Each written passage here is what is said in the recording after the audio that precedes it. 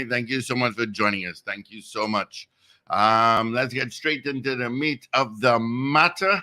Let's see what's happening with the WTs at this time. I got nothing to tell you about. A little volume from Trin City towards Orange Grove, a little heavier towards UE, Charlieville towards the interchange, and pretty much volume into Port of Spain at this time. A little heavier from Chase Village to Sugargorn. Nothing in the Southland. All right, got no accidents to tell you about. Pretty nice, clear day. Let's take a look what's happening weather-wise across our globe. Toronto, you're sitting at 18 degrees and sunny. Miami, 26. Orlando, 22. New York, 16. Atlanta, 20 and cloudy. 23 and sunny in London. Tampa's got heavy rain and 25. Washington, D.C., 19 with rain. All right. In TNT, what can I tell you? It's a warm one already. It is 25 degrees in both islands. Yep, in Trinidad and Tobago. And what's the weather forecast going to be like for today? They say cloudy periods with intermittent showers in varying localities. There's a 70% a high chance of the few showers will become heavy and thundery and be accompanied by gusty winds. All right, conditions will gradually become settled by nightfall. Today being the 21st day of June, it is the longest day of the year. And for those in North America, your summer kicks in at 10:57 this morning. On the show, yep, full cast in. We got Paul Richards, we got Wendell Stephen, we got Richard Raghubarising, we've got Ruben. You'll have to say hello to Ruben. He's quite sensitive. My name is Steve. We'll keep you company until 9 o'clock this morning. All right, so let me say good morning, good out to the guys. Let me say good morning, good out to you, Paul Richards. Morning, Steve. Morning, everyone. Good Wednesday morning to you. Yeah, morning to you. Let me say good morning to all those who send us messages via our message board. First off the gate this morning, it is CCJK. Good morning to you. First off the gate this morning, followed by Trev and Arima. Chris from Arima as well. Good morning, neighbors. It is the longest day of the year. Yep, it is indeed. Got Chile in Valencia. Ray out in West Palm Beach, Florida. That is hump day. Oliver Man Warren, good morning. DJ Ray, not in Tampa, in Delaware. Wendy Ann, Rena Boodoo Jennings, Miss Ingrid in Tucson, Arizona. Maria Marva, CJ out in New York. Have a fantastic one yourself. Carol Guevara, Wagwan, it's hump day. Ms. Maloney Doodoo, good morning. Edwin Marshall watching us on YouTube, just like Ray and Marcia Rock on YouTube as we stream on YouTube and all platforms. So what's happening, Paul? What's happening? I don't know. You tell me. Did you find the submarine yet? No, but I will tell you a couple of things. A Canadian aircraft on their deploying the sonar heard some sounds. So they contacted the U.S. Coast Guard and is looking around that area. They only have a day's oxygen remaining. And you know the scary part of that, Paul? When I watched it, in order to exit and enter that sub, it's bolted down. Somebody from the outside has to go to ratchet and loosen the nuts for them to come out. Well, and I'm going, oh my God, I got a panic attack one time hearing that. Well, you don't really want to open from inside when you're 3,000 feet under the sea anyway. Yeah, but still, you have no control. Suppose you're up on the surface now, but you still can't come out and you have no oxygen. But if you come up on the surface, somebody will find you. Well, that's what they're looking for. They say it's a needle in a haystack. And, Evie and myself were talking yesterday and said, so, is there a bathroom on board? There is. There is. There is, and for privacy, there is a curtain. But, boy, I don't know. They have lots of equipment there. So they have noises detected in the sub-search area, as they call it. But boy, I'm so following that story. I really hope they find these individuals. Well, And we'll they, see. and they have 2 more expeditions for next year. Well, I'm sure that's not going to happen. Well, they had initially. I don't think they had them again. Yeah, I do think that's going to happen. They had them. They had them planned. I don't think that's going to come off again. Yeah, I'll The look. drama of this. I'll just watch the movie and say, "Whoa, Yeah. yeah, Yeah, this will be a movie. oh yeah, yeah." It will be a movie for This sure. is definitely going to be a movie. No two It's ways scary. about it. They have a day's oxygen remaining. I see a movie in the offings. So do I. So do I. Morning, Wendell. Hi, sorry. Morning, Steve. Morning, Paul. Morning, Trinidad and Tobago, and good morning, listeners and viewers. I am still very nasal and I do have a slight cough, so please forgive me this morning. Right. Mm. So what today is Wednesday? I woke up thinking today's Friday too. Yes, I don't know why, but whew, it's been a tough few days. I haven't had a sinus issue in a little while, and hmm so it was pretty bad yesterday, and it's getting better. I pulled myself up with meds, so and some of the other these things don't kick in quickly with me. It takes too long. So Mm. You need to go and see a doctor. no, I don't think that's necessary. I've been through this many times before. I don't need doctors. A doctor is not necessary for this. It's a flu. Yeah, You'll ride it through. There's nothing you can do but help the symptoms anyway. yeah, really. Just to take a lot of Nothing you zinc can and some vitamin C and ride it through. hmm Yeah, yeah, yeah. That's what it That's is. what it is. Yeah. Going to a doctor is just going to charge you $600 and give you the same thing you could take for yourself. Mm-hmm. Yeah, There's so, no yes. Unless you're in you think it's something serious and your breathing is being affected. I mean, come on, ride it through. You understand? I see there's an update on Tropical Storm Brett. yeah, well, yeah. Yeah, overnight rain associated with Brett kicked off for the next 72 hours. We're supposed to get some heavy rains here. We're not directly affected by Brett, but of No, course, They really name a storm another storm, Brett, boy. yeah. Yeah.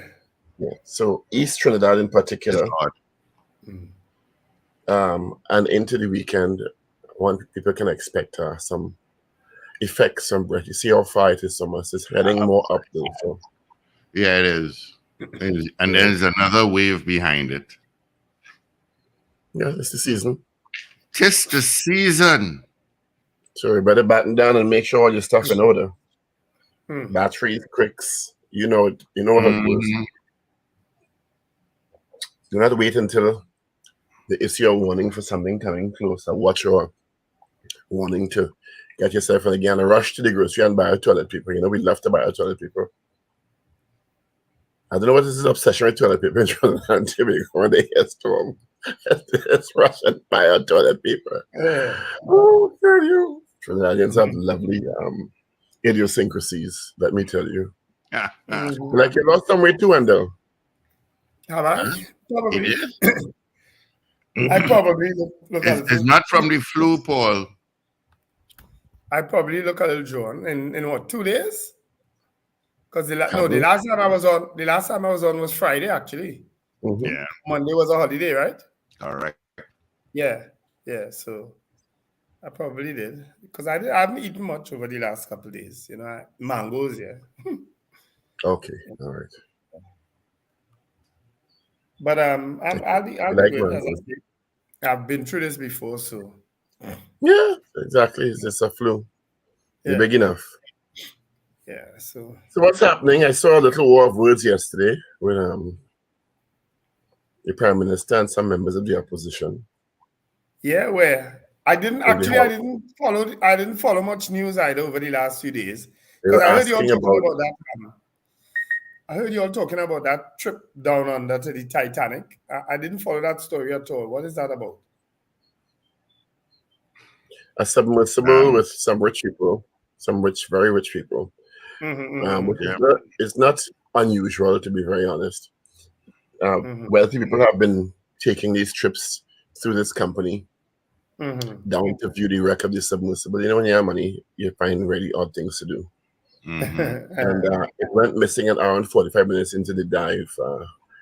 Well, there's several countries who have joined the search just off the coast of Newfoundland in Canada, which is the Titanic site.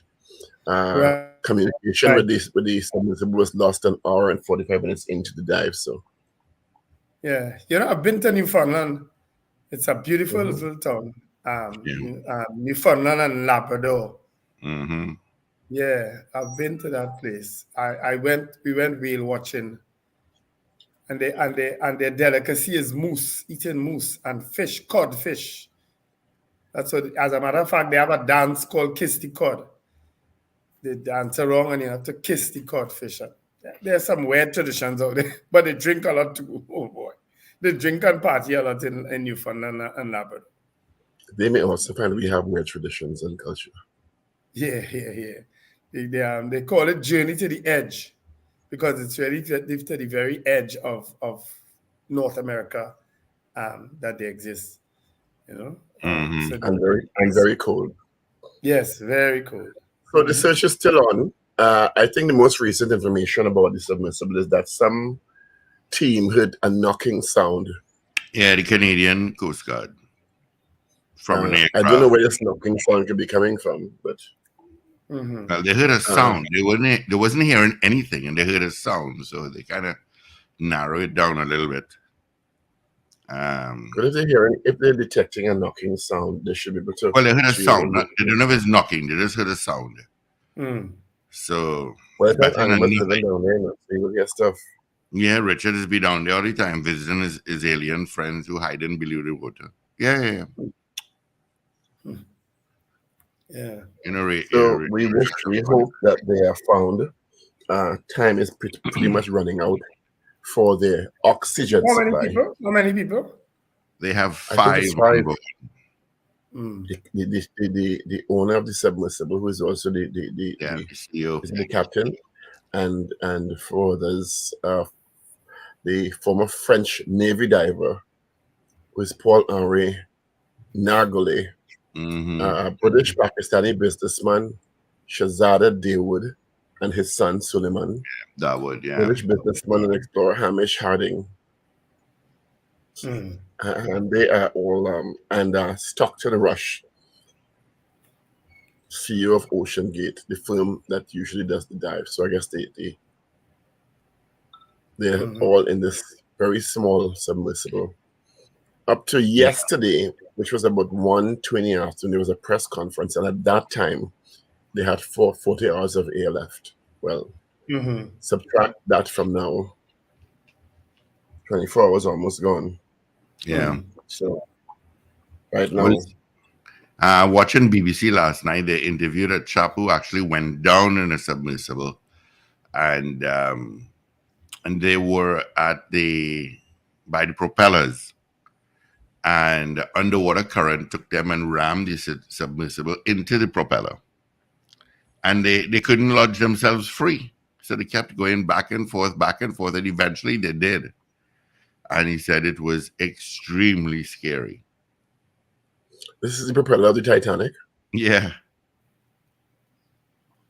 Well, one of the BBC people I saw last night also said that is a possibility that it's extremely deep, and the very strong currents down there could have slammed them into the wreckage and damaged their propulsion mechanism and also their steering mechanism, which means they would go adrift.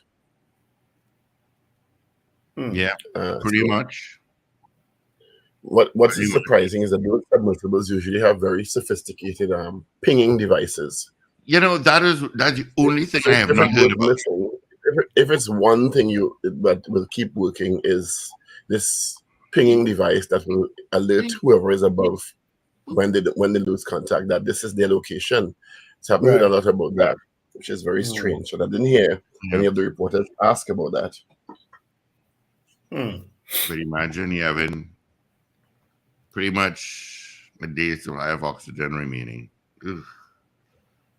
Yeah. Let's All right, hope well, some positive thoughts, yes? over the weekend, I had a pretty rough, busy weekend because there was bush lime on Saturday, Father's Day on Sunday, um, Labor Day on Monday. So there were quite a lot of activities. That bush lime was a huge success down in Chaguaramas by UPIC.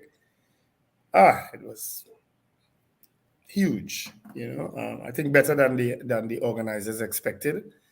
And then, of course, on Sunday we had a Father's Day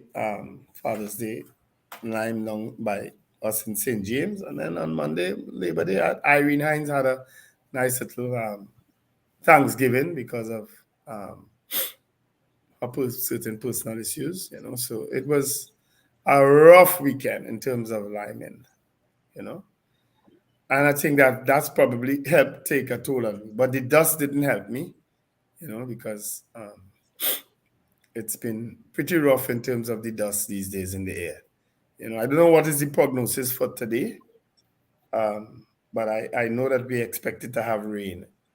Um, let me also say a quick belated birth. Today's actually the summer solstice.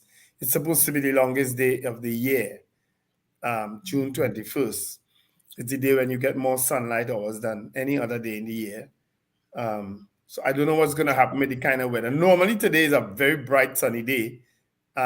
So we will see what happens today in terms of that particular weather pattern that we expected to have. I don't know if we ever had a storm coming our way during the summer solstice, but we will see how that goes. I listened to your interview with Tahaka yesterday. There was Tahaka. something I wanted to ask him but I couldn't. I really couldn't. I wasn't in any position to come on, because I would have had a conversation with Tahaka Saturday. He came to the bushline, and because of the fallouts, personal fallouts Tahaka and I have had before in terms of things he would have said, and he would have said to me, and I blocked him on WhatsApp. And then I look back, I realized since March 2022, I blocked him on WhatsApp, and I unblocked him the day when I saw the news, and I put up PNM and I put 3 question marks behind it. And he responded to me, "Yes, my brother, and I'll see you tomorrow." So we did see one another in Bushline. He came right there by the bar that we were conducting. And the first thing he did, which I commended him for after, because he didn't have to do it, was I need to personally apologize to you. You know what I mean? Because, as I said, we would have had some bitter fallouts in the past, right? So he did apologize. But I met his dad. Well, I met his dad before in Ghana, in Yauma Obika. He was the envoy, the special envoy to Ghana and Nigeria at one point in time for Trinidad, representing Trinidad and Tobago. So we know one another. And I always used to tell his dad, "Your son nothing like you." I used to tell him that. I say, "Your son nothing like you." But Tahaka was young, passionate, and in some cases very arrogant about his views. And I used to have a real problem with it. However, he did apologize. And then he went on to explain some other things to me that I won't repeat on air. But I'm sure, I say, and you last there that long? I say, and there are other people looking like you still there? I can't believe what I hear. He said, yes, it's bad. It is bad. And he tried his best to get them to change it, because I think I would have heard him telling you all that yesterday, that he tried his best to initiate that change from within. And it didn't work. And he said the last show, if you remember, our last interview to Haka was concerning the statement by the pundit in Aranguez. We interviewed him on that. And he was the one apologizing to me on behalf of the UNC. And I said, why aren't we hearing from the UNC itself? And he said that they did apologize. Now, I didn't think that made, I said, well, you're doing a plenty better job than they did. Because that day he was very, how I should put it, reticent about his views on the pundit and so on. And I suspect that also had a lot to do with his eventual decision to leave the UNC.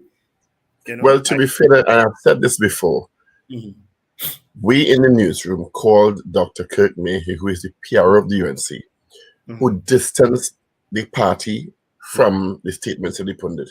And I also heard other senior members of the UNC distance themselves from the pundit sentiment. Yeah. So yeah, I didn't say the UNC didn't, you know. I just told him he did a far better job at condemning the statements of the pundit than anybody else before, and certainly anybody in the UNC.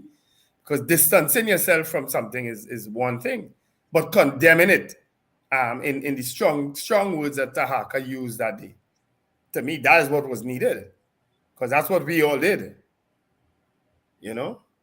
But anyway, I'm happy for him. You know, let's see where it goes for him politically. I don't know what are his future plans and so on, you know, but the interview yesterday, he seemed still quite uncomfortable to me. He wasn't his usual brazen self, I guess. He's going through a reorientation. And you're right. He was measuring his words. He was a Senate with me. Well, I mean, it is a difficult transition given his history of condemning the PNM, and not only condemning the PNM, condemning the PNM in pretty vitriolic words. Condemning Dr. Rowley in some pretty vitriolic words. You understand? It wasn't just, well, I'm in opposition, you're in government, and part of my job is to keep you in a check and balance. He was the Senate when I was there in 2015 to 2020. And very often he was insolent, disrespectful, you know? And I could say it on air because he knows he was, and he's apologized for that in recent days. Yes. It was quite stunning, some of the things he was saying at the time, and disrespectful to the chair, disrespectful to other, but he also had issues with some of the things that was said to him across the floor. And he is very passionate about people disrespecting or seeming to disrespect persons of African descent. Very, very, very passionate and pointed about that. And sometimes the way he went about denouncing that wasn't in the most sophisticated manner. So as I told him yesterday, I said, PNM is a completely different party to the UNC. So, he needs to be aware of that. He's a bright young man, you know. I've always said he was a bright young man. I've told him, I said, well, you went to the same river I went to in Ghana. So once you had a chance at that water, and what it is known for, then you're good to go. That was a private joke, though. But he is married to a Ghanaian. He's married to a Ghanaian with 2 children, you know, so I wish him the best. He basically intonated that there are a lot of race issues, in his opinion, inside the UNC that are not being adequately addressed. But that's a little more than race. That's a little worse than race issues. You know, based on some of the things he told me, it's reprehensible. And I mean, when people of the same races are also doing it to people of their own race, that's even worse. Even worse, you know. But he did say something to me that stood out, in that the UNC somehow or the other is able to embrace, and maybe that's my word, embrace people of African descent at a high level, easier than the PNM would. I did not quite agree with it because the PNM is largely African based, you know. But I don't understand. Explain that statement to me. I don't understand the statement. So, I don't understand what the statement means. So let me kind of do it in my own way. In that, if you're an African and you go into the UNC, especially at a high level, they always put you to the top quickly. You understand? Like what they would have done Annie Roberts, Sterling John, Wade Mark. Wade Mark never win an election in the UNC, and is the most decorated person in terms of appointments. You understand? But is it because weight mark is of African descent or weight mark has a long history in the parliament? Well, he thinks it's because of it's That kind of obvious sometimes. thinking one thing and seeing race, when I'm speaking specifically about a weight mark here. Weight mark has to be in politics over 30 years. He is, yeah. So to ascribe his position in the UNC strictly or primarily about his race to me is a little weird. Well, it can't be. John also has a long history with the UNC. So to ascribe her position in the UNC to her ethnicity is a little weird to me. Well, you're using it in the context of today. We have to use it in the context of when they came in. When they came in, they went straight to the top. I don't know what that means. Well, if you're a candidate and you possess certain qualifications and experiences that the party thinks they can use, is it about your experiences and your expertise and immediately because of your race? Well, as I said, we can say that now in hindsight, but back then, you know very well. Well, I can't say you know very well. No, I don't know very well. You are saying something. Because you clearly living in some little bubble concerning that. No, you're saying I'm living in a bubble because I'm challenging what you're saying. If you walk into the UNC tomorrow, you will be given a very high position. And it had nothing to do with your doctorate. I don't know that it's primarily because it will be primarily because of my ethnicity. Okay. That is your proposition. All right. Well, I did say this is my interpretation of it, right? Yeah, exactly. I did say so. That's what I'm saying. I don't know that, and you cited Wade Mark and Julian John, and they also have they have experience and expertise in Wade in particular has a long history in the UNC. Yeah, but you're playing smart with me, Paul. When they walked into the UNC, didn't they go to the very top? I am not playing smart with you. I'm disagreeing that I'm proposing that it may not be primarily because of their ethnicity. That is not playing smart with you. It is challenging your proposition. Okay. Because somebody doesn't agree with you doesn't mean they're playing smart with you. But I don't, because you're using it as their experience, and they didn't have the experience then. I am saying that they have experiences. Wade Mark was a long-standing trade unionist. Julian John was known in the private sector as somebody who gets things done. You clearly understand what I say.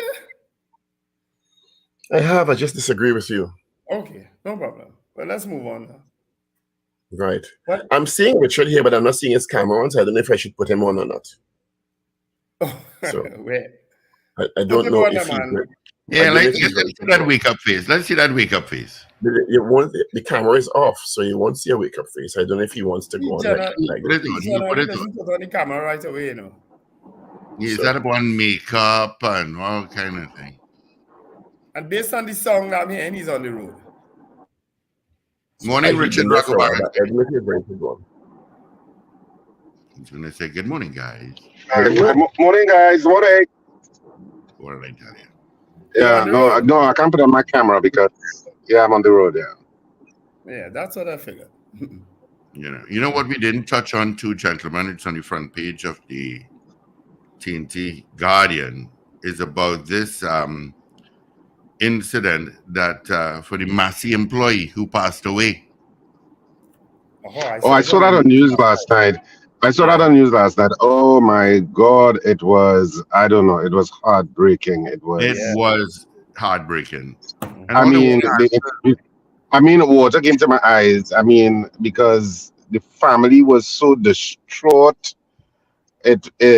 It wasn't a good look for Nikon or Massey, quite frankly. Mm-hmm. I mean, hearing the family talk about their brother, because it's about 10 children, I think it is. Yeah, the family of 10 siblings. And I mean, they interviewed several of them, and I mean, anybody that they interviewed was breaking down. Yeah, it was so sad. It was so sad. Yeah, Paul, did you see that last night? Wendell? I didn't see them. I do really look at 7 o'clock news, I think it's it is something that, and he went to help on something, and then there was a fire coming up, and he was yelled to, and he tried to get away. He got burned, and from what I gathered, what the family said is that he stayed on the ground for 3 hours. Yeah, that's what she said. Part of that. Yeah. One of the sisters was saying that's the report that came then, that 3 hours he was on the ground awaiting an ambulance. He was eventually sent to Colombia to a burn unit. Waiting to and go this to is Colombia. an energy company, yeah, that should have contingency plans in place for situations like this. But Paul, Yeah. that is exactly what came into my mind. If our energy sector is as vast as so many companies, we should have a proper burn unit. Shouldn't have to fly somebody hours away. It's not even about it's not even about a burn unit. It's about responding to emergencies on Exactly. site. And after Paria, one would think that every energy company in this country would have audited their emergency response to accidents and injured employees Correct. to make sure that they're responsive in a responsible manner. And 3 hours waiting for an ambulance is inexcusable for an energy company. I agree with you totally. Inexcusable. That to me was the most disturbing part of that story. Why in this day and age somebody should somebody who's badly in an energy environment. Yeah. And this is not the first time this Nikon plant has had No, it's not. emergency issue. Yeah, 2021 they had an issue. So you have to question what is going on regarding the health and safety protocols of this company. Yeah, there was an explosion, but no deaths in that one. And that's so in the context of having an explosion at an energy-based company and the potential for rescuing and getting potentially injured employees the help they need. 3 hours? Yeah. Yeah, really? So yesterday, questions were asked in the House about whether the report into the accident would be made public. The Prime Minister said it's a private company, so that he couldn't say because they would have to make a decision as a private company. But I mean, based on the initial information, this company, something is wrong. Yeah. Something is and you could imagine again, like Paria, families and they're concerned about the way their loved ones are responded to when there are accidents or emergencies. What's that? 3 hours? You know it's 3 hours when you're burnt? Yeah. You know what is 1 minute when you have an emergency, much less for 3 hours? So the question will arise. In my head, Had an ambulance arrived in 10, 15, 20 minutes or half an hour, and he'd been taken for stabilization, could he have lived? Yeah. That's the first thing that's going to arise. That point, Paul. Had the response been appropriate, could he have lived? I need you to bring this up in that Red House. You need to bring this up. But Paul, I have asked. But Paul, I have asked that question. You have since 1962 to 2023. For all of the emergency situations we have had from citizens, health situations where they have called an ambulance. And I'm not talking necessarily about today in 2023. How many would still have been alive if they were in another country where that works very efficiently? Yeah. It's an unknown, answer. But it's kind of connected in the same way because you've had situations prior. You don't hear them as much, to be fair to whoever is the provider of ambulance services in Trinidad and Tobago. Don't hear about it much anymore. But there was a time where ambulances just took forever and people were in dire need of, emergency health care. Mm-hmm. And there was a time when we said that ambulance services should be taken over by the wreckers because the wreckers have a way of showing up very quick. Yep. We even went all there. Yes. So this is just a glaring, horrible situation where obviously the system, if that's accurate, if it was really a 3 hour wait, that the system actually failed.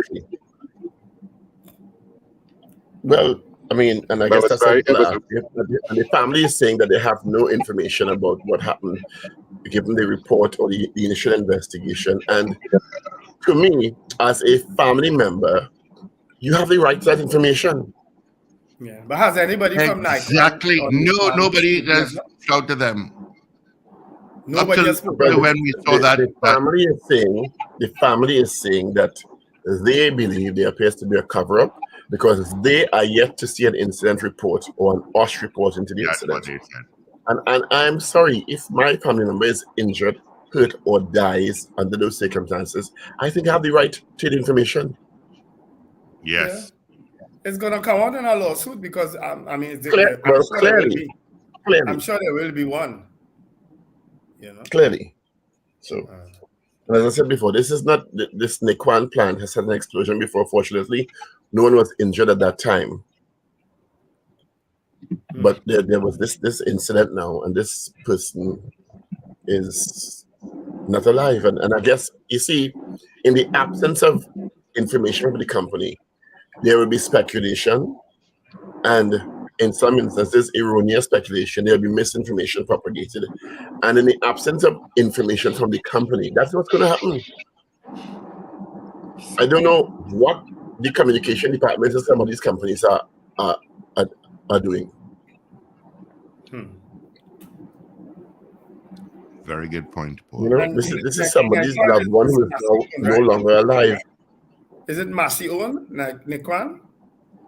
No, I think Massey was my sense of it is that Massey was he was employed with Massey, who was contracted with Nikon, a subcontractor with Nikon. That's the sense I got. I may not be absolutely correct. As the picture becomes clearer, but that's the sense I got. But yeah, terribly tragic and so sad. And you see, so people are talking about this supposed 3-hour wait, right? If the company's communication department was acting the way it should, you would have said that release saying there was an incident, an employee was hurt, we responded immediately. The person was sent for treatment. Subsequently, they passed away, and the details, and our condolences to the family. We're doing all we can to make the family comfortable during this difficult time, and a full investigation and report is underway. No, wait, Paul. You just did that off the top of your head. No, I didn't do it off the top of my head. I do it because I've gone through courses with crisis communication, and in a company like that, you must have a communication department to respond to crises. Yeah, but my point is, look how quickly you came up with that. That could not be done by Nikon or Massey. I don't know. Maybe it was done and we don't know. So let me read. I don't think a release was sent anywhere. Well, let me read what Nikon said. I just say that in my mind, I'm just going, we are so backward sometimes, especially in this energy sector. Hold up. Let me read what Nikon said, as reported in one of the news. Despite the death of a worker on its plant by fire burns, Nikon Energy Trinidad Limited says there was, and I quote, minimal damage to that part of their facility. And despite 2 industrial accidents, an explosion, and a fatality in the space of 2 years, the company says it followed all health, safety, and environment, security and environment, and occupational and safety and health administration standards.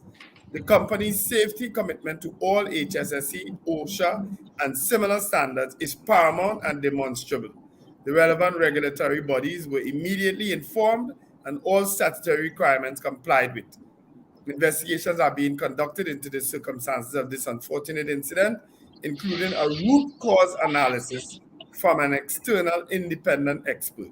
Initial inspections revealed that there was minimal damage to the particular section of the plant where the maintenance procedure was being carried out. Nikon is a gas-to-liquid plant located on Heritage Compound. The company dismissed a question over whether similar but smaller incidents are taking place at the plant over the past year. Responding to questions from Guardian Media, following the death of Massey Energy Engineered Solutions Limited worker. So he works with Massey Energy Engineered Solutions, right? There have been no other small accidents. There has never been and will never be any instance of a cover-up. Nikon has been fully compliant with its statutory obligations to report under the Occupational Safety and Health Act and all applicable laws and regulations. Now, there's something that strikes me about that. Yeah, me too. One, they didn't And, identify the massive worker. Two, you and know what it maybe sounds Yes, like to me there? they did.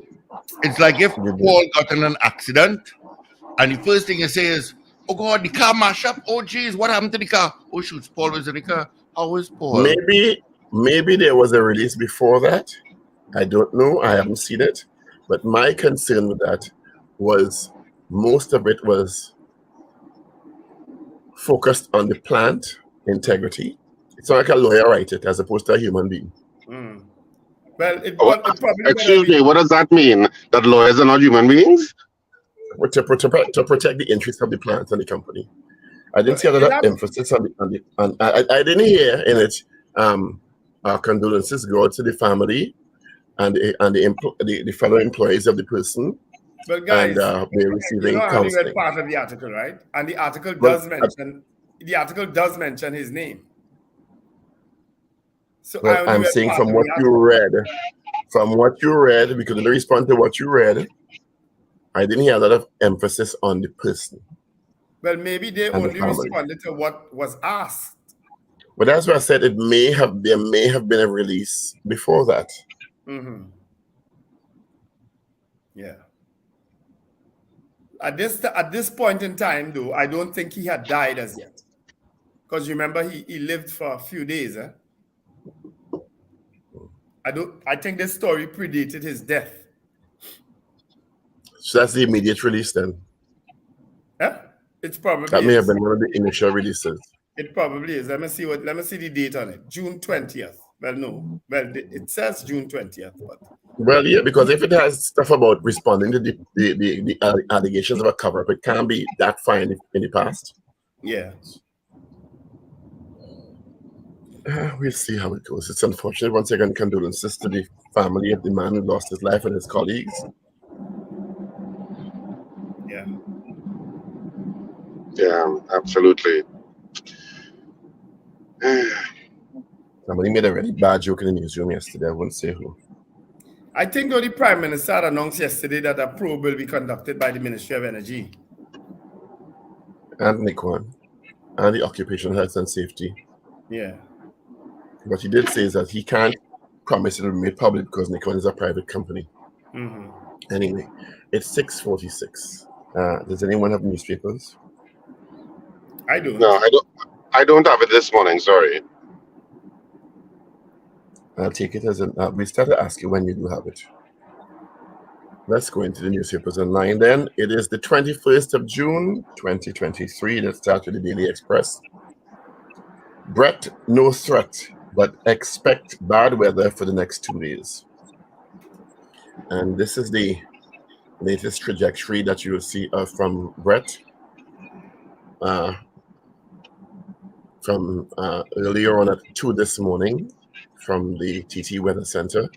That's the way it's going to look. That's the trajectory. So while it's not on path to Trinidad and Tobago directly, we certainly will be affected by some of the bad weather associated with the system. Nah, man, we wouldn't be. Today's the summer solstice. You're not supposed to get bad weather at all. Exactly. Today's the beginning of summer. Isn't today the beginning of summer? Yeah, it's the summer solstice. Yeah, today's the beginning of summer in the So US. I'm in Trinidad, I guess. I did ask Alexa last week. I was doing something, and I said, Alexa, when does summer begin? And she said, summer begins in Trinidad and Tobago on June 21st. In Alexa voice. So we actually have summer here then. Thank you, Alexa. Yes, relative sphere cover. So we're now in summer. Alain Ramkisoon, the Massey Engineer Solution employee who died, their family is fearing a cover-up. The company has responded and saying no such cover-up will exist. Public has a right to know. Prime Minister says it's too soon to say whether or not the report will be made public. That's up to the company. Farley not to be trusted. No more one-on-ones with the Prime Minister. Every minute feels like ours, says friends of man on missing Titanic sub, and 0.1 million in marijuana destroyed. Let's move now to the Newsday Online. Mother of worker who died after Nikon accident. Nobody ain't telling us nothing. Haitian gangster sanctioned by Trinidad and Tobago Parliament. Prime Minister uncertain if report on Nikon workers' death will be made public. PM Rodney Charles mischievous to ask about Coast Guard fleet. La Romaine woman wants son's 2016 murder solved. PNM Tobago leader, woman mentioned in audio clip took THA official to court. And father of murdered Grandi man, justice won't bring my boy back. Let's move now to the... Why are you giving so much trouble? Whenever you go into Guardian, this thing will stress me out. Oy.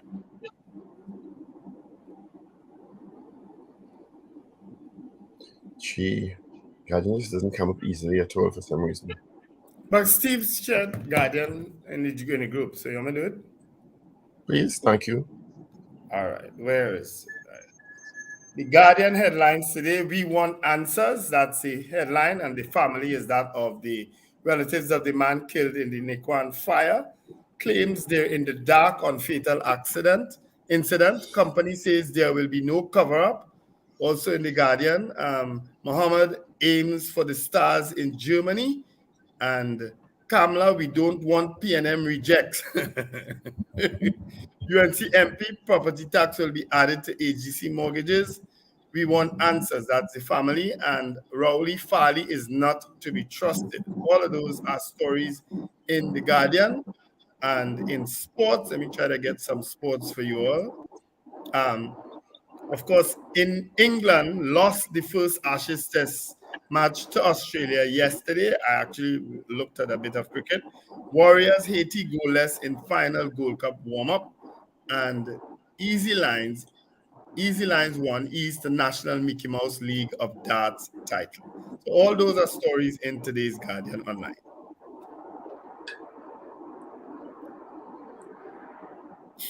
See you. All right. That's the headlines of the three dailies. Before we get into this morning's poll, let's give you the results of our poll from yesterday. Do you agree with the Joint Trade Union Movement, JTUM, that the minimum wage should be raised from $17.50 to $30 per hour? 65% said no. Wow. Yeah. 65% said no. Good morning to you. We have some messages coming through on our YouTube channel. So let me just say good morning to them before we continue. Guy Small, Mo Gaines, the Lip Celeste, good morning. Mike Black, got it right this time, Mike. Good morning to you. Michael Gradison, Sankofa, morning. The Great, good morning all. And Do 7 says good morning. Oh, bless you. All right, let's get into this morning. Well, my suggestion for the poll is, should Nikon make the report into the incident public? That's a good one. Because the Prime Minister said it's up to Nikon. That's a good one. All right, so that's our poll. Once again, Paul. Should Nikon make the report into the incident public? Now, we all know what incident we're talking about, where the man lost his life. Yeah. Yeah, so that's our poll. 222-TALK, 222-8255. North Americans toll free at 866-525-1099. People on the web and the app, you know what to do. And people, of course, and other parts of the planet, 1-868-222-TALK, 222-8255.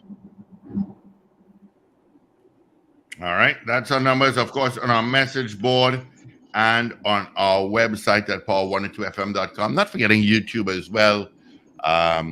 You can vote on this. All right, let me just make sure everything. Good morning to you, D. Good morning, Dennis. Yes, yeah, well, while we don't call, say yesterday he spoke about the chap who went into the caves and passed away. He said there is a movie. It's called The Last Descent. It was about the real life scenario that you spoke about yesterday, where the guy's body was unrecoverable from the tight cave and the collapse. They poured concrete in it and put a gravestone at the site. Great movie that I only learned about after researching what you said. All right, The Last Descent. I'm going to look up for that movie and watch it. All right, so 222-8255, 612-8255. Vaughn Drayton says yes. Good morning to Leonard Naipaul. All right. Once again, our morning poll. Should Nikon make the report into the incident public? Yes or no? That's our question this morning. Should Nikon make the report into the incident public? Right? Let's get calls in. Let's get some hits. Yeah.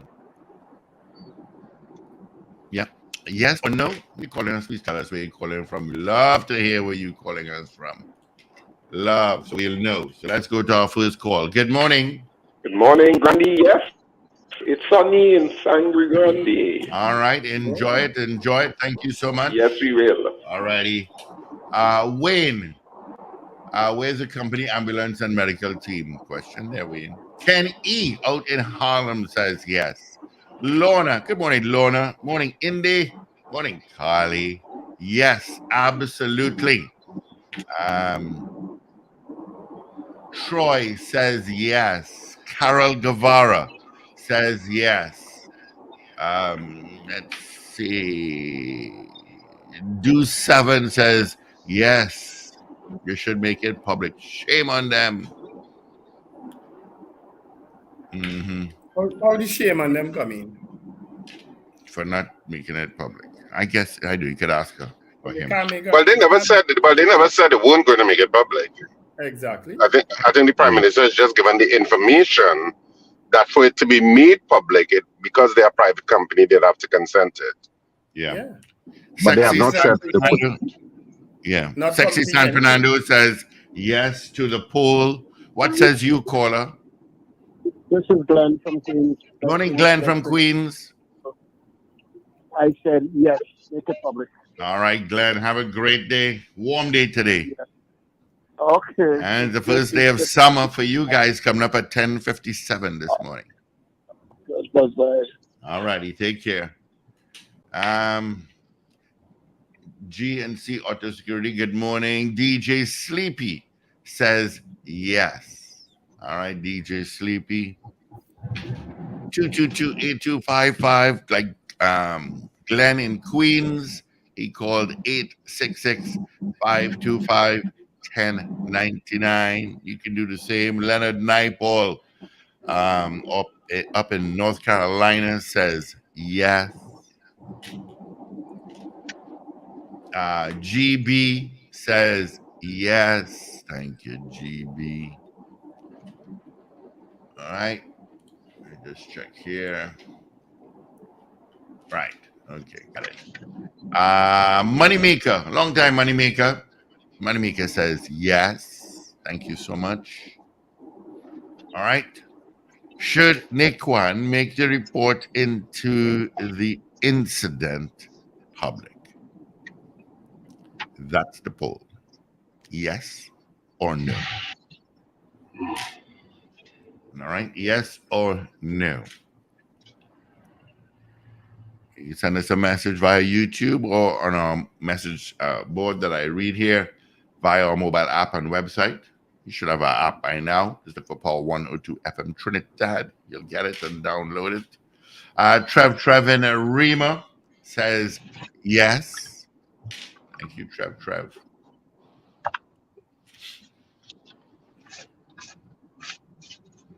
Yeah. So taking your calls, the poll. Should Nikon make the report into the incident public? That's our poll this morning. 222-TALK, 222-8255. North Americans, 866-525-1099. People on the web and the app, you know what to do.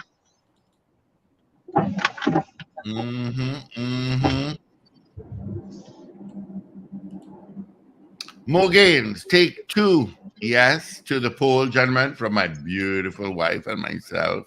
So I got 2 yeses there from Mo Gaines. Wendell. All right. Yeah, I've got them. I've got them. Right. Okay. Not a problem. You got a minute again to vote Miss Ingrid out in Tucson, Arizona. Absolutely yes. Thank you, Miss Ingrid. Have a great one. Enjoy your summer. All right. Should Nikon make the report into the incident public? That's the poll. 222-8255. North Americans, toll-free number for you. 866-525-1099. Ish out in Malik says yes. All right. Thank you, Ish.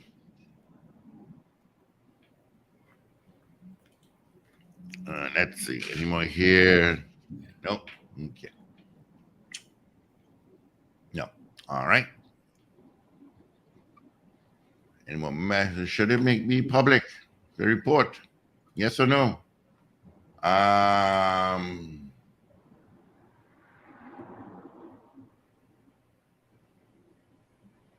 right. Do 7 responded to you, Wendell.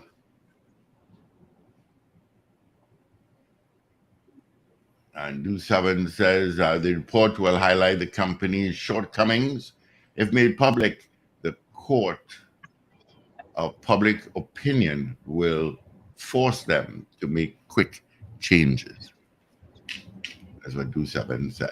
All right. As we head towards our 7 o'clock news, I'm sure AV is going to run in now. There is AV running in. Ooh, boy. Jeez. You look like you ran a marathon there, AV. Yeah. Thanks, AV. But look at how long I haven't done it, though. If you only know what AV is doing. I don't know how to tell you. You can't. And continues to do it. Steve, but you're accustomed, though. I am. Sadly. Sadly.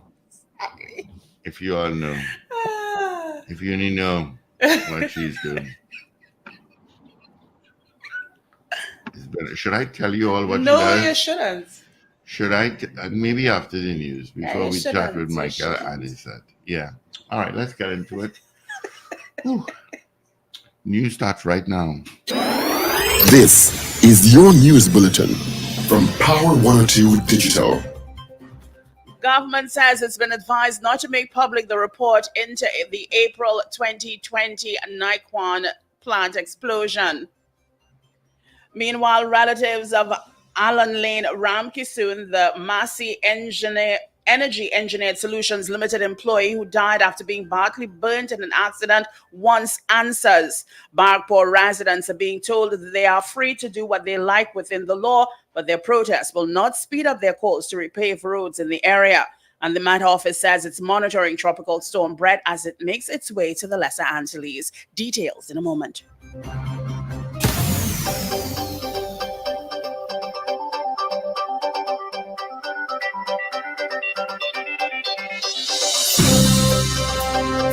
This is News to 7 o'clock on Power 102 Digital. I'm Avril Centel Bob. Good morning.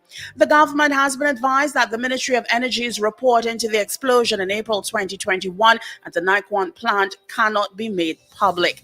This is because the company is not a public entity but a private firm. In the House of Representatives on Tuesday, Prime Minister Dr. Keith Rowley said probes have been done by the ministry, the Occupational Safety Health Authority, and Nikon into the incident. The restart of the plant was permitted at the completion of the investigations. Dr. Rowley told the Parliament it is too early to give information into the circumstances surrounding the root cause of the tragic incident, which took place at the Nikon on June 15th this year.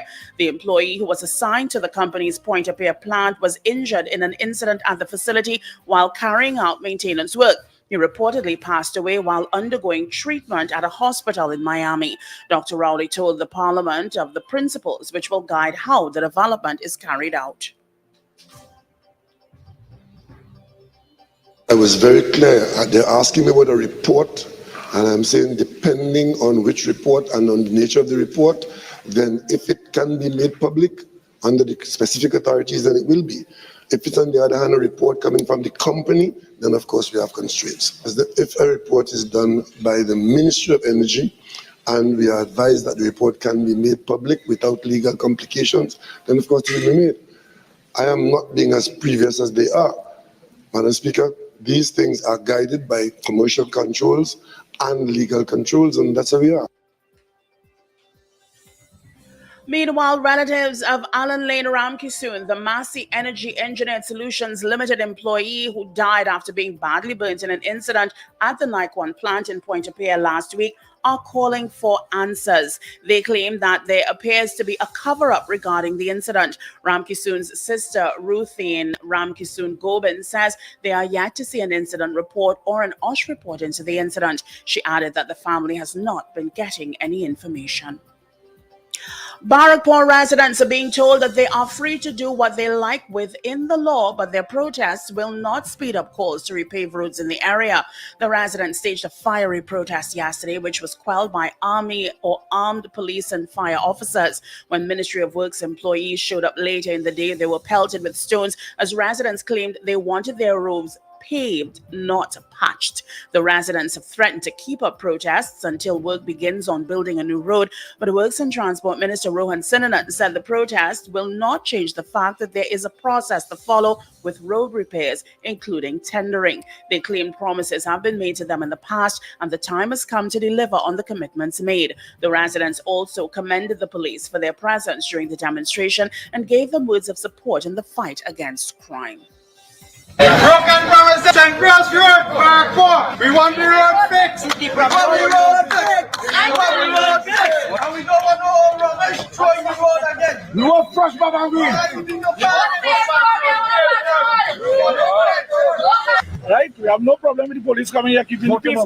But that the police coming here in their numbers, they could be doing a better job elsewhere where the crime is heavily in and around Barrackpore.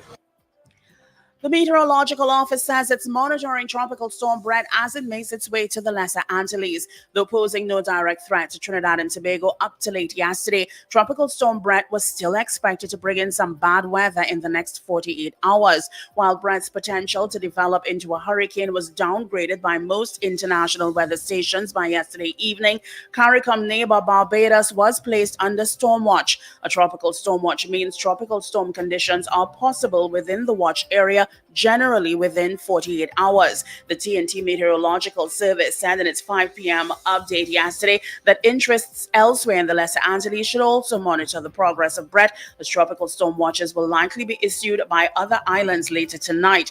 It said the TTMS wishes to underscore that this system poses no immediate threat to TNT, Grenada, and its dependencies. The update coming from meteorologist Jean-Marc Rampessad said in an update early this morning, the Met Office said that it will continue to monitor Tropical Storm Brett. You are listening to news on Power 102 Digital to 7 o'clock.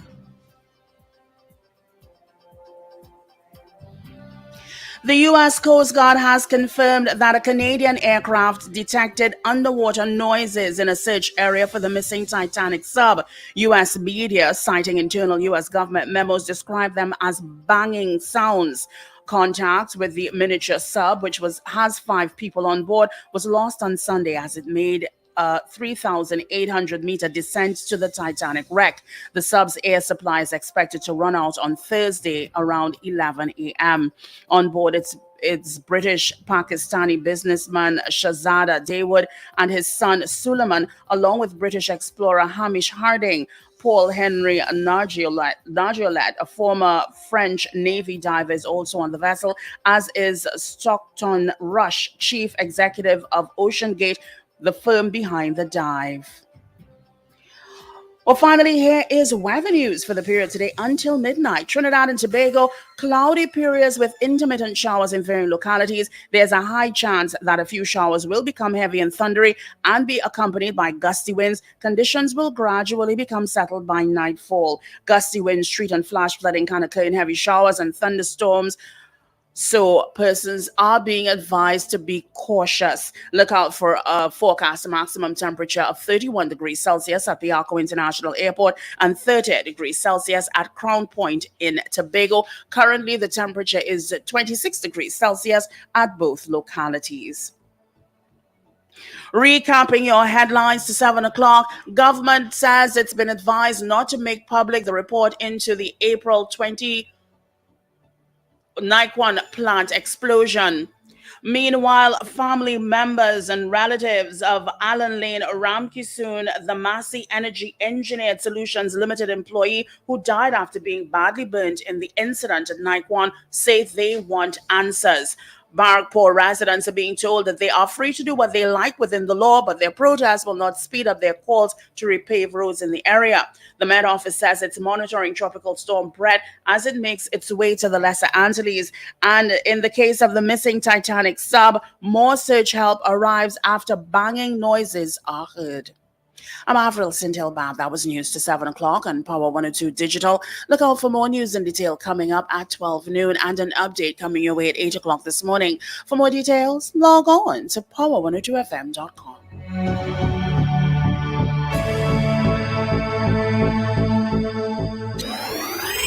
Up to date and credible. Power 102 Digital. All righty, 10 minutes after the hour of 7 o'clock. Thank you, Avril, for our major news. You can join her again coming up at 8 o'clock for our news brief. All right. Quickly, let me just give you what the traffic situation is like from Piarco into Port of Spain. You've got traffic. Yep, you've got traffic. Going through Tacarigua, Paget, Mount Hope to Barataria, Lady Young Road, out of Marval Mocha coming down to the roundabout there, Diego Martin.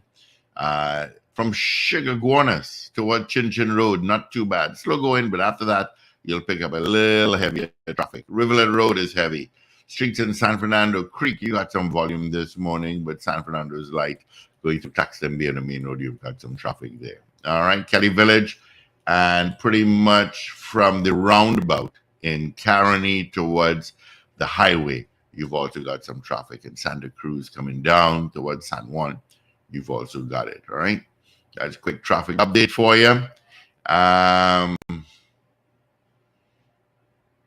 right, let's see if I have any more votes. I think I do. Let me just check it here. I know I saw something. Mr. P and Mrs. P vote yes. All right. Abby, you tell me what's happening with Victor Charles says the company has no track record in the sector. It looks more like a pickup side. Oh my Lord. Thank you so much, Victor Charles. We just wanted yes or no for the poll. Miss Ingrid says 111 degrees Fahrenheit on the weekend. Whoa. That's what, 34, 35? Yeah, we get that here sometimes. All right, let's get the results of our morning poll. All right, we had 18 people respond to the poll. All said yes. Yeah. All said yes. Mm-hmm. Gather that much. Yeah. But they should. So and it just came up a little while ago where the noises for that submersible, where they're searching for desperately, they only have a day's supply of oxygen. The noises detected sounded, from the reports coming in, of banging sounds. Somebody inside must be just banging on it. It is finding a needle in a haystack with less than 24 hours of oxygen remaining. Well, as somebody said, they did want the Titanic experience.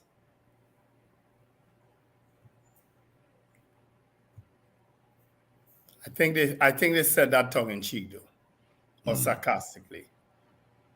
Clearly. But that's what they went searching for. Yeah, they have done many dives down there. $1,000 is that how much each pay? $250,000 million. Each. Wow. the U.S. Coast Guard says it's an incredibly complex case. So, as we wait for our guest to come in, Mr. Michael Anisette, he's going to join us via video. Well, he's there, but he's spinning on the camera, so I don't want to put it on yet. He's not settled yet. All right. Did you all get the results of the report? I was distracted. Yeah. We gave it 100% said yes. Yeah. And this weekend is also the PNM is having a special convention this weekend on Sunday where they'll present the candidates, which is quite normal for the People's National Movement to call a special convention where all 141 candidates, I think, will be presented at Napa. That's happening at Napa from 1 p.m. this Sunday. And then, of course, Monday is nomination day. So we move full speed. Yesterday was the dry run for candidates all over the country. So they would have gone into their returning officers to ensure that their papers are in order so that it goes without a hitch next week, Monday. Right? I imagine that all the political parties would have taken advantage of that. Right, let's say good morning to Mr. Michael Anisette. Good morning, Mr. Anisette. Pleasant morning to you and your listening public, Trinidad and Tobago. Blessings always. Long time no see. Happy post Labor Day.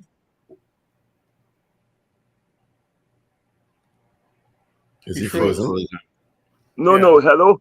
You're right. What you thought you were frozen there for a second. I said happy post Labor Day. What's that? I'm not hearing you clear. Post Labor Day. Okay, yeah. I do appreciate it. On behalf of all, how were the observances this year? Some are reporting smaller crowds than usual. What was it like for you? No, well, I don't get tied up with numbers. Because numbers is not important to me. What is important to me is the message and the enthusiasm and the support of workers who were present there. That is what is important. A union man saying he don't be impressed by numbers. That's a very strange saying. No, well then the world is a strange thing.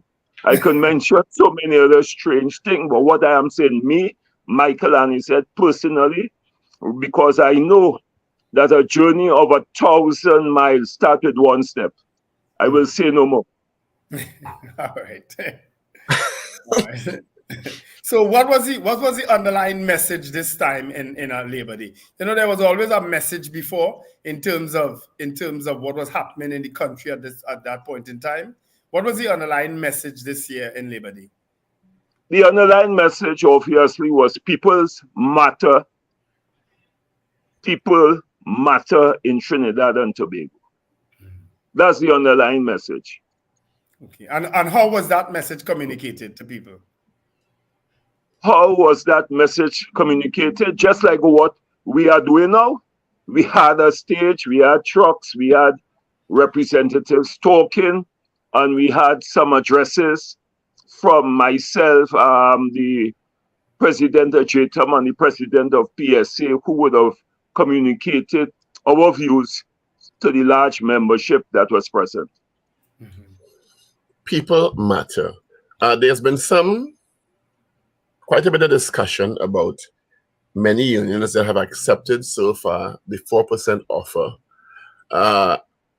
and why that was accepted so widely, if I could use that term.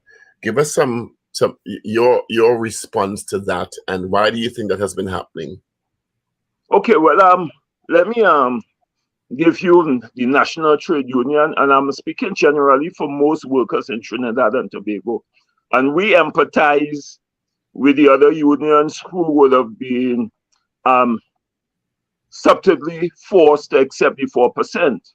When you have an institution which is a special tribunal that is headed by someone who we all know, Larry Achong, and when you go to the special tribunal on the basis of the government through the CPO referring the matter to the special tribunal for the acceptance of a 4% over a 6-year period, which we disagree with economically, and we could demonstrate that, but I don't want to get into that now.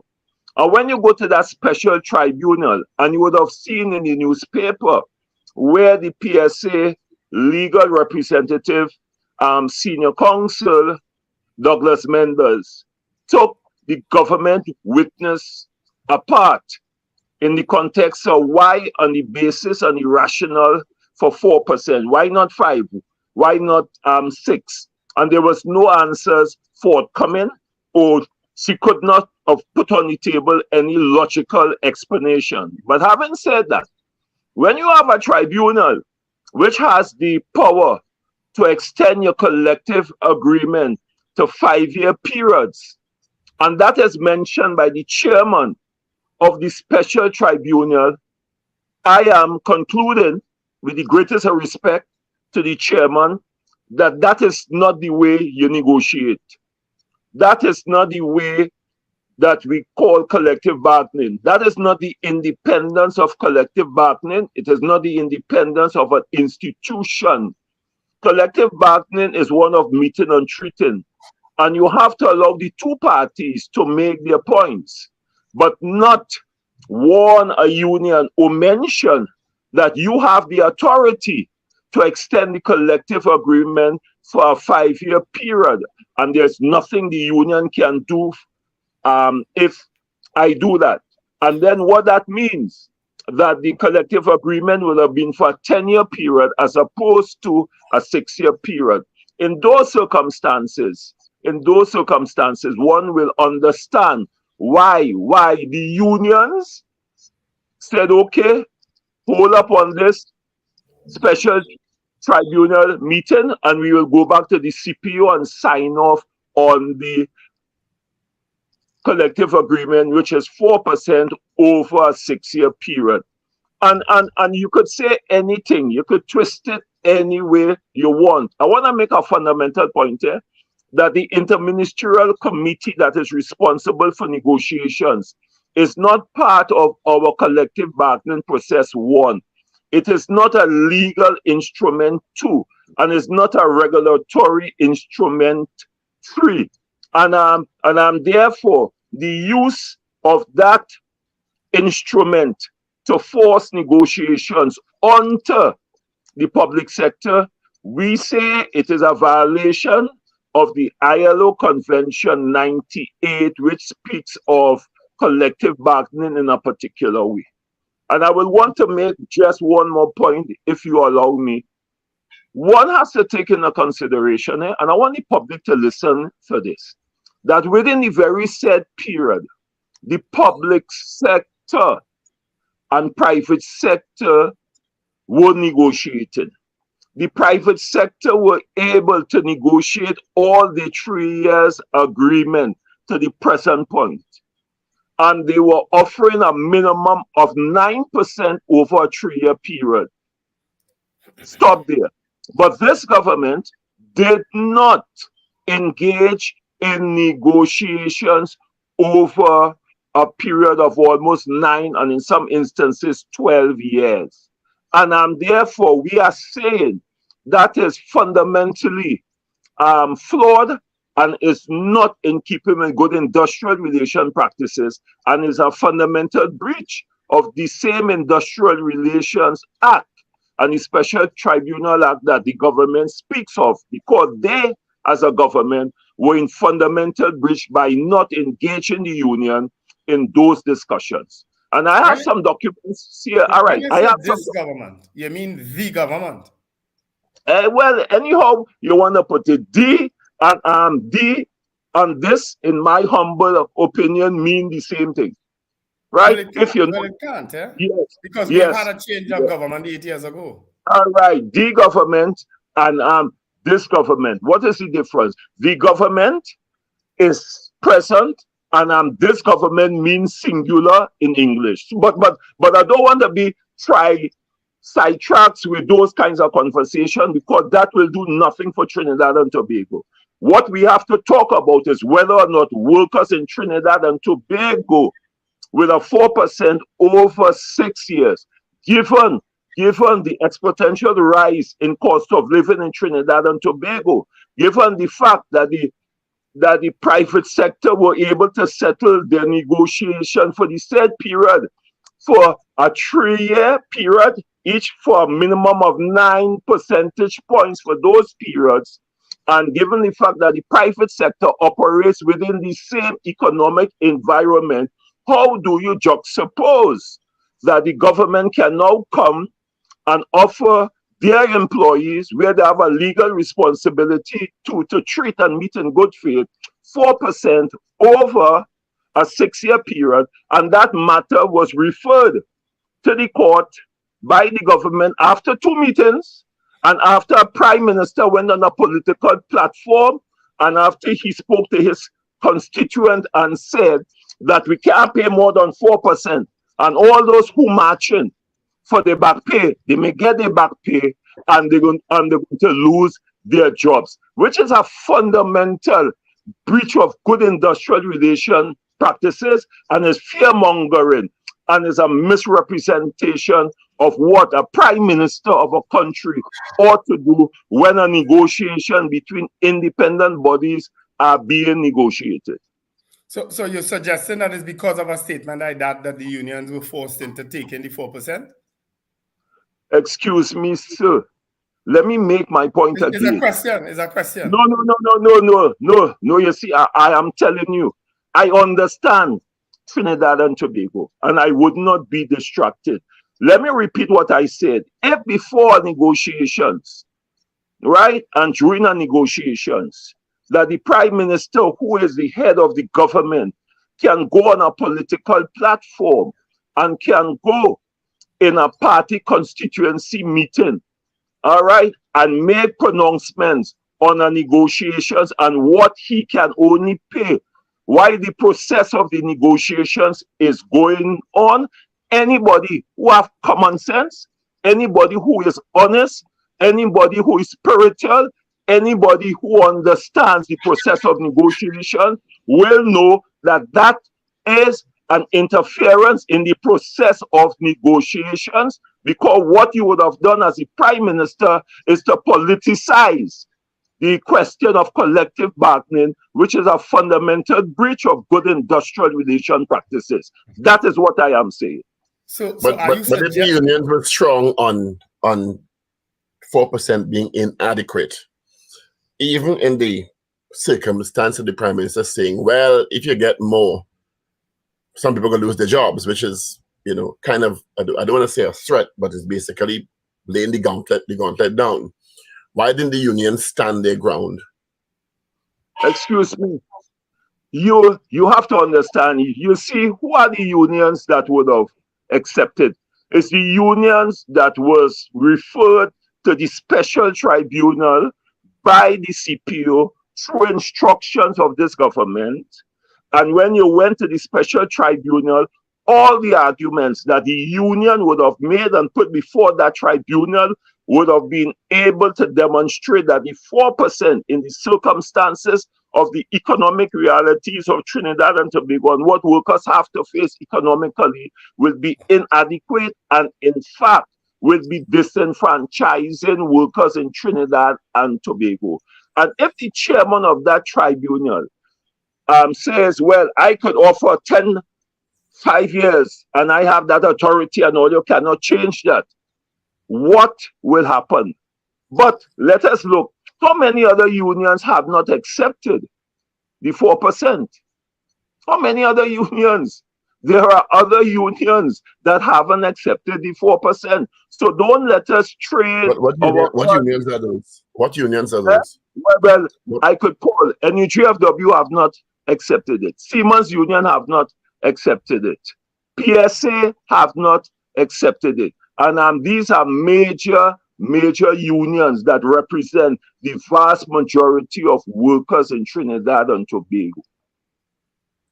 There's a call coming out of the Labor Day observances for the minimum wage to be raised from $17.50 to $30. Since that call has been made, there have been several economists, financial experts who suggested, while everyone agrees because of the exorbitant rise in cost of living, people actually need more money in their hands, disposable income.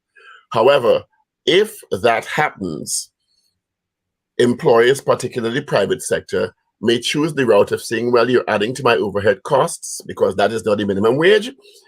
I will either pass it on to the consumer in increased cost of goods and services and or reduce my workforce. How do you respond to that? All right, I will respond to that in 2 ways. As I speak to you, the minimum wage of $17.50 have been in existence over a few years, okay? And that did not stop the same business people in passing on all the courses to we, the workers. It never stopped. And that has been a reality. Trinidad and Tobago is the only society that I know, given my analysis, that when a cost of a good goes up, it never comes back down. And I'm therefore, all that talk is just talk in our opinion. If you raise it or if you don't raise it, the business community modus of operandi is to always pass the cost on to the public and the public.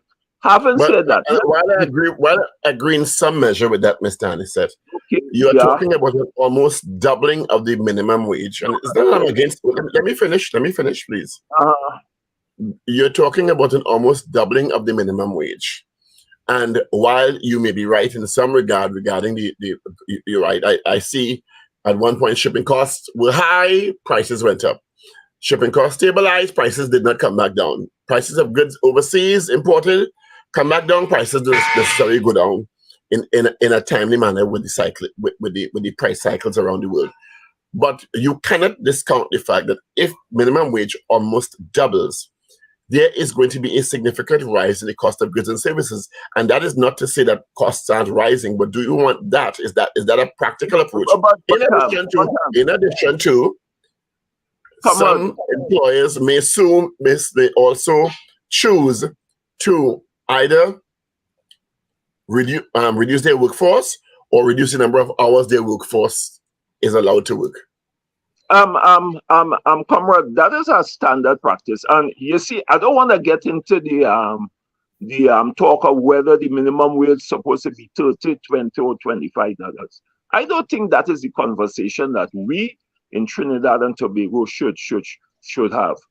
The question to me has always been and will continue to be in the National Trade Union Center, whether or not 1750 in this economic reality is an adequate amount of monies to be paid to workers. And then we could have the conversation whether it's 30, whether it's 25, whether it's 18.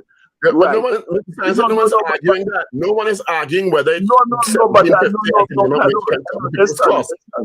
Listen, if somebody has a view, like you have a view, I respect people's views, but at the ending of the day, we will look at the data, we will do the economic analysis, we will look at what is the purchasing power of our workers, what is the basket of goods, and how much money, right, that is required now to buy that basket of goods. Those are economic realities that I'm talking about. And then that will drive the question of the wage increase. It is not driven by what Michael Anisette say, or what Comrade Roger say, or what Comrade Baptiste say, right? And then you see, we tend in Trinidad and Tobago to hold on to those issues rather than looking at the real issue to me, which is no one can deny it, that $17.50 an hour as a minimum wage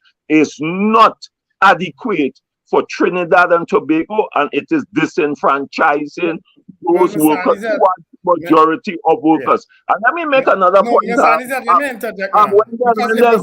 was said on the platform of the unions at Labor Day, but nobody said what you're saying now, you know. Hello, comrade. Why are you making that an issue? Let me make another point. It was done on your platform. Allow me to make another point, please. Let me give you Barbados, which I think is 166 square miles or so. when the Maya Motley government took over, they only had 4 weeks of foreign reserves. They had to go into the hands of the IMF to pull them out. And you know what that government did? Which Trinidad and Tobago must understand? They called together the private sector, the business community, labor, and the government. And they sat down and agreed with a tripartite approach. And I am happy to say that notwithstanding what the economists and those economists who live in glass ceilings, all right, would have been telling the government in Barbados, do not increase the minimum wage for the very same reason that you are articulating. All right.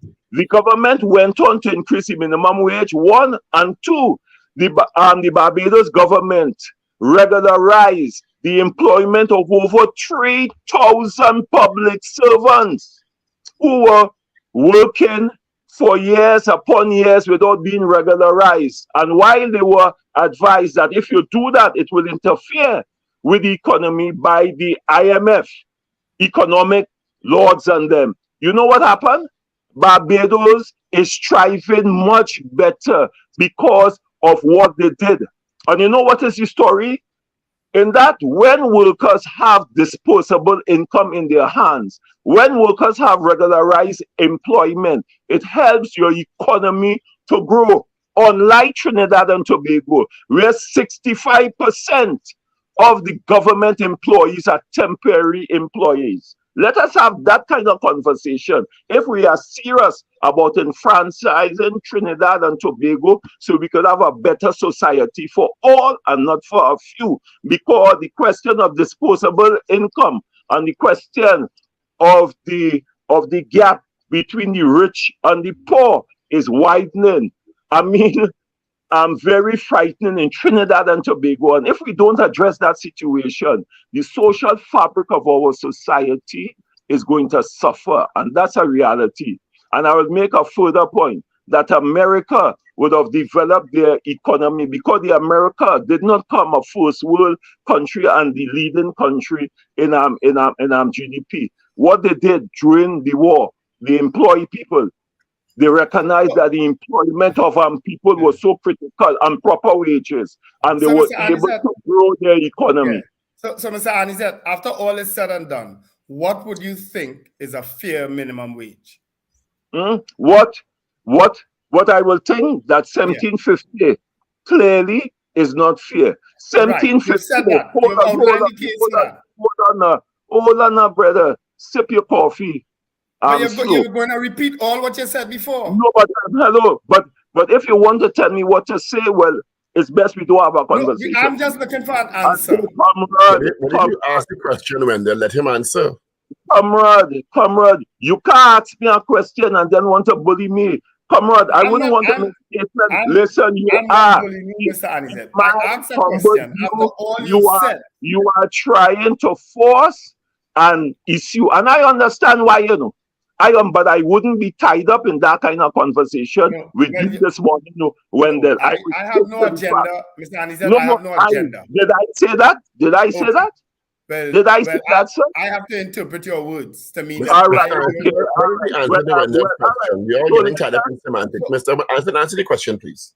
All right. So then, what I am saying, right? Given what has happened in terms of the purchasing power of the dollars of Trinidad and Tobago, given the fact that your dollar would have devaluated in the sense then that what you could buy 5 years ago, 6 years ago, or 12 years ago, with that dollar you cannot buy again.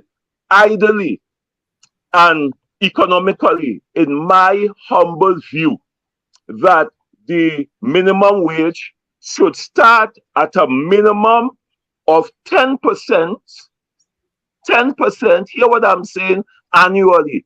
Because here what is our problem in Trinidad and Tobago. When we give up 10% of the minimum wage, 10% of the minimum wage annually that I'm talking about. Because what has happened in Trinidad and Tobago, when a minimum wage is given, it is maintain as a fixation for 5, 6, 7 years. So that what we need to look at is when was the last minimum wage given, and then work out the mechanisms in the context of how much percentage increase will be required to maintain decent wages and living wages. Because if wages are not decent, if wages are not living wages, you are interfering with household income, and the people who suffer inevitably is those workers who are at the minimum wage and who are the bulk of the purchasers in Trinidad and Tobago. Right. So are you suggesting that you're adding 10% to what is the current minimum wage? Yeah, what I said again. Apparently, I pride myself in articulating myself clearly, but maybe I'm not doing a good job with your ears. What I am saying, that we start up as a 10%. We look at when last the minimum wage was given, right? But we start as a 10% as a buffer. And then we do the economic analysis to determine what will be required over that period of time to maintain a decent living wages. I don't talk about minimum wage. I'm following you now. I'm talking about decent 10% minimum of the wage. 1750. 10% of 1750 is $1.75, right? So you're saying that for each year since we have had 1750, add $1.75. Is that what you're saying? Did I say that, sir? No, I'm asking you if that's I am saying, comrade, again, let me repeat it so that Trinidad will hear. And those who went on clothes, who went to the fridge, I will say it again for them to hear. Okay? I am saying that you start with a buffer of 10%. You look at when last there was a minimum wage given to those groups of workers who are the bulk of workers. And then you do the economic analysis to determine thereafter what are the percentage of wages that you're supposed to give. And I believe that the minimum wage must be tied into the question of cost of living rises in Trinidad and Tobago. It is unfair, patently unfair, to give me a minimum wage and keep the minimum wage there for 5 years, 6 years, knowing that there are increases and the government has no mechanism to control prices in Trinidad and Tobago. The ability to buy goods and services, the ability to pay my rent, to pay my light bill, for health, to carry my children to school, to pay transportation is a fundamental right, and is a right that is rooted in decent wages and living wages. Thank you. Mr. Anderson, I want to change the conversation a bit. Recently at the Industrial Courts Meet the Court Symposium, Dr. Shelton Nichols, economist, presented some data, and I want to deal with two data points. One, the issue of the informal economy, and two, the disparity in wages generally between men and women, and the unemployment rate for younger people. Let's start with the informal economy and your thoughts on what should be done to protect workers in the informal economy, which Dr. Nichols indicated that cadre of workers is increasing significantly because of lack of jobs in the formal economy that they can access for many different reasons. And what you think the state should be doing with that cadre of workers in the informal economy, one, to protect them, but two, to benefit from their contribution to national development.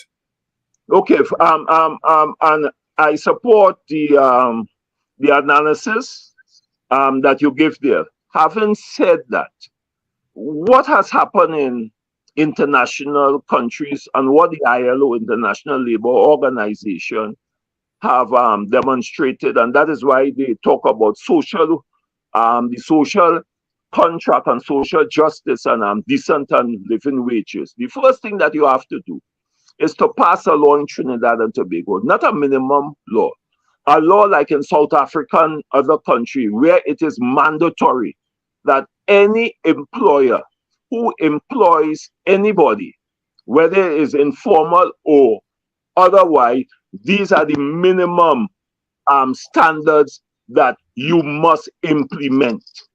That is the first thing that I believe that we could do. But more importantly, we must have a data mechanism set up whereby we can determine where the bulk of these people are, so that when we target a group, it will be well targeted. Because you see, a law means nothing on paper unless the law is implementable and you have people to manage it and police it.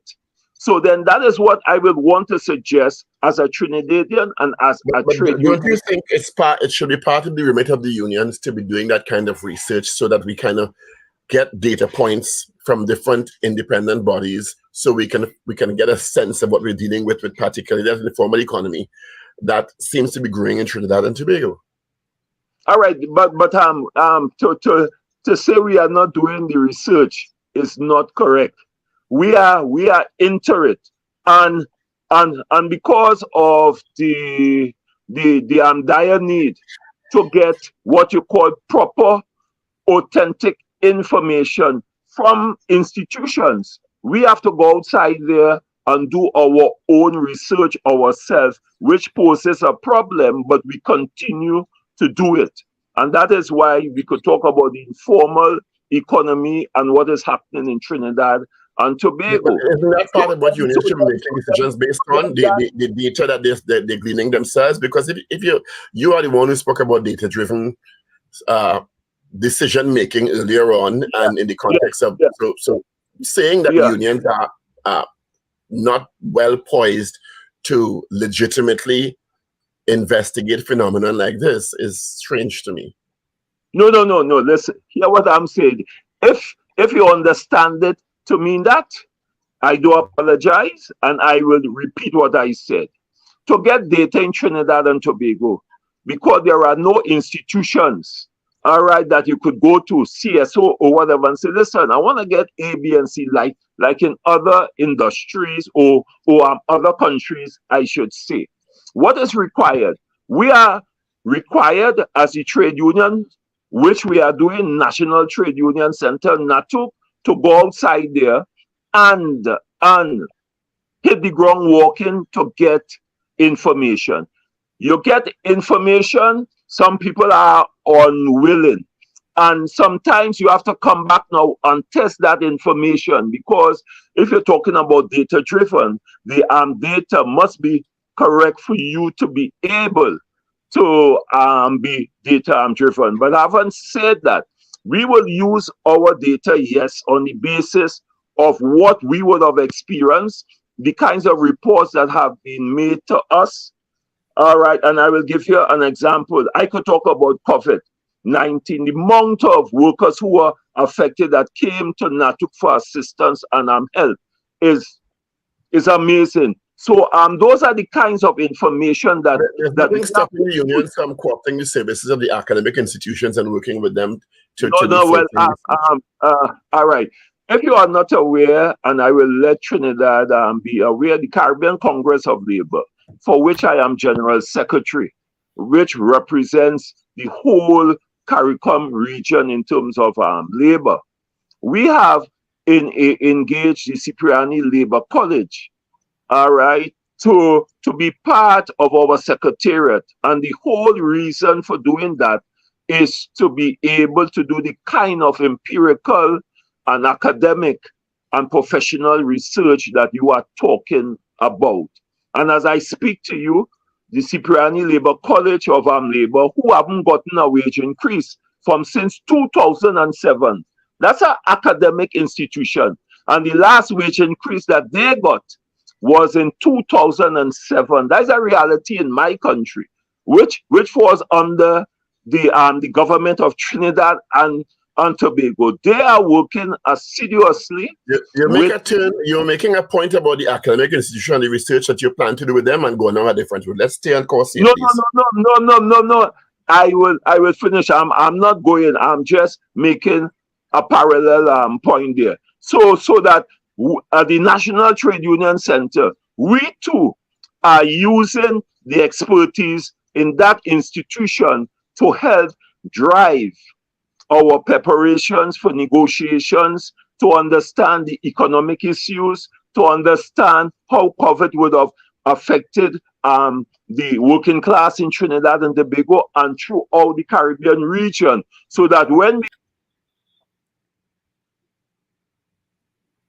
papers and data that is well informed, that is well researched, and we hope that those kinds of information will drive the CARICOM heads to meet and treat with us in a particular way so that we could enfranchise our working class. Let's talk about employment rates, and Dr. Nichols also presented data that suggested that the demographics hardest hit by unemployment are younger people, young adults, and women, and what the union's stance is on that in the context of an egalitarian society, particularly those groups that are vulnerable where employment is concerned, and unemployment.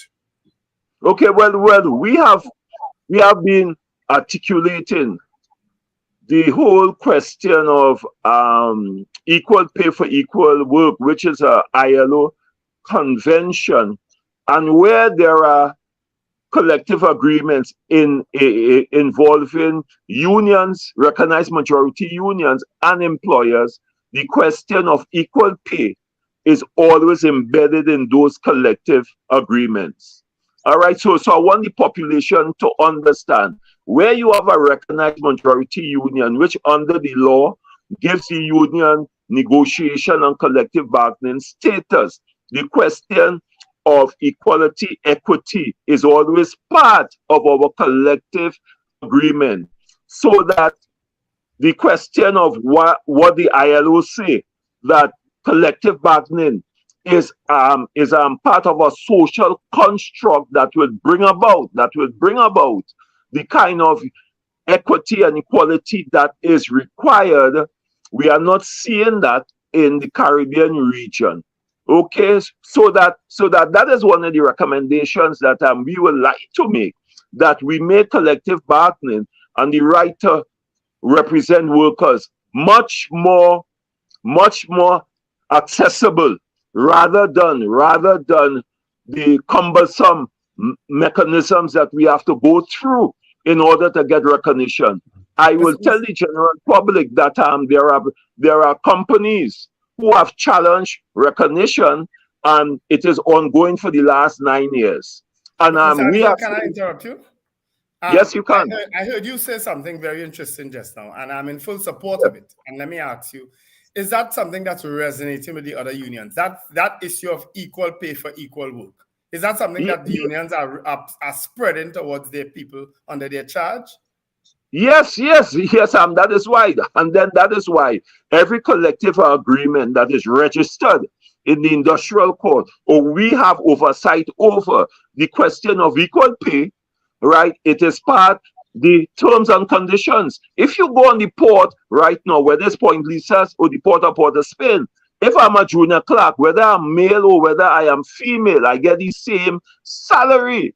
All right, if you're going to Angostura, where our union recognizes whether you are male or a female, you get the same benefits and the same salary. If you go at Whitco, where we represent workers, so that the point that I'm making is that the collective bargaining process makes provision, and that is the watch.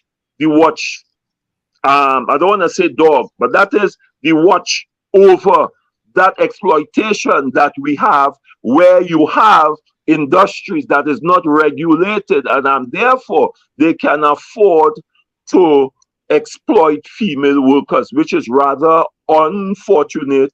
And another issue that we are putting into our collective agreements now is the question of gender-based violence, be it in the workplace or outside of the workplace.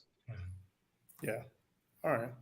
How do you think the IRA should be amended, given the challenges you're seeing in the work environment in Trinidad and Tobago? The main points of amendment that you suggest. All right, okay. Are you aware that there was a committee that was set up? All right, and we call it an IRAC committee. At that time, Jennifer Battis was the Minister of Labor, and work would have been done.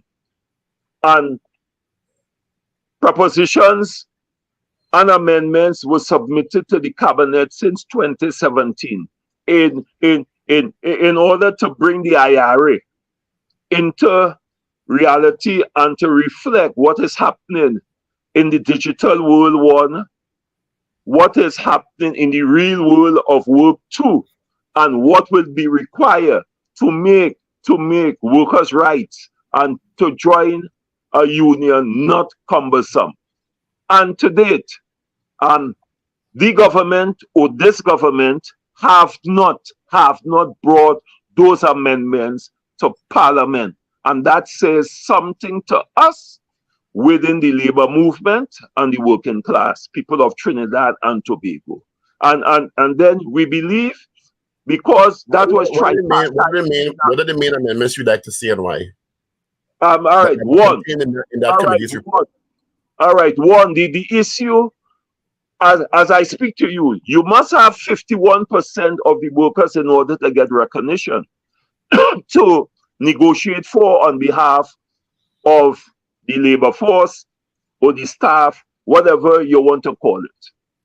And the question that we ask, what happens to the 49 people, or 49% of the workers, I should say, who joins the union? And because there's a law which says you must have 51%, that is only when a union can negotiate for on behalf of the labor force. We want that amended because we must recognize, all right, that 49% of the workers are being disenfranchised by you not allowing them the access to collective bargaining. But more importantly, when we negotiate and we have 51%, you are allowed not to join the union and still get the benefits of what the union negotiated for its paying members. And we are saying, like in Grenada and other countries, the law must change where the workers who benefits from the union negotiations must be allowed to pay in law some kind of administrative fee, because what you are doing is allowing and pushing people not to join the union, but still getting the benefits of the union, which I think is unfair. And let me make a point. In general elections, I remember it's first past the post.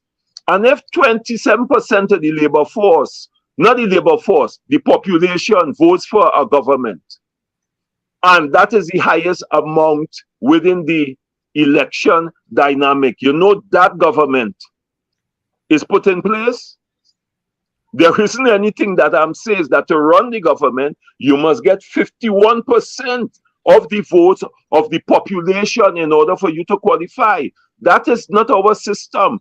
And the question is, why do you do that to the working class? Why do you do that to workers? That we must get 51%, where in terms of our constitution, that doesn't apply when it's general election. The other issue that we would have asked for an amendment is the security of tenure for the industrial court judges. Okay, because what we recognize is that the judges in the industrial court has no security of tenure.